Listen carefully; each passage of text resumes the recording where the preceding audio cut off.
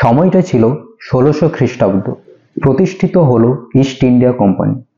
কোম্পানির প্রসার বৃদ্ধির জন্য ইংরেজরা সমুদ্রপথে পাড়ি বসালো ঔপনিবেশিক সাম্রাজ্য বৃদ্ধির লক্ষ্যে এবং এসে উপস্থিত হলো ভারতবর্ষের সুরাট বন্দরে। সেই সময়ের ভারতের মুঘল সম্রাট ছিলেন জাহাঙ্গীর। জাহাঙ্গীর তাদের বাণিজ্যের অনুমতি দেয় এবং তারা বাণিজ্য শুরু করে। শুধুমাত্র সুরাটের মধ্যে সাম্রাজ্য সীমাবদ্ধ না রেখে ভারতবর্ষের অঙ্গরাজ্য বোম্বে, চেন্নাই, ক্যালকাটাতে তারা ঔপনিবেশিক স্থাপনের সাথে সাথে আধিপত্য বিস্তার করতে থাকলো। সময়ের সাথে সাথে ব্রিটিশ ইস্ট ইন্ডিয়া কোম্পানি সমগ্র ভারতবর্ষকে তাদের ঔপনিবেশিক ছলে দখল করে ফেলল এবং ভারতবর্ষের আকাশে নামিয়ে আনলো পরাধীনতার গ্রাস।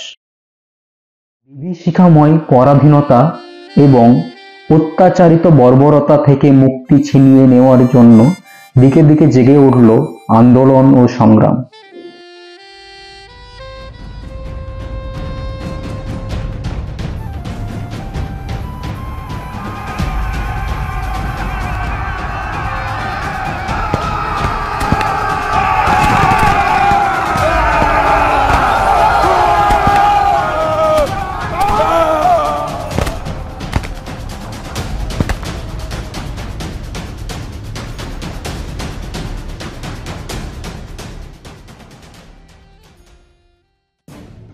বীর সংগ্রামী মহাত্মা করমচাঁদ গান্ধী, নেতাজি সুভাষচন্দ্র বোস, লাল বাহাদুর শাস্ত্রী, বল্লভভাই প্যাটেল, ভগৎ সিং, ঝাঁসির রানী লক্ষ্মীবাঈ ও লালা লাজপত রায় এবং ভারতবর্ষের বহু আত্মত্যাগী স্বাধীনতা সংগ্রামীর প্রচেষ্টায় 1947 সালের 15ই আগস্ট স্বাধীন হলো সুজলাং সুফলাং আমাদের এই গর্বের ভারতবর্ষ।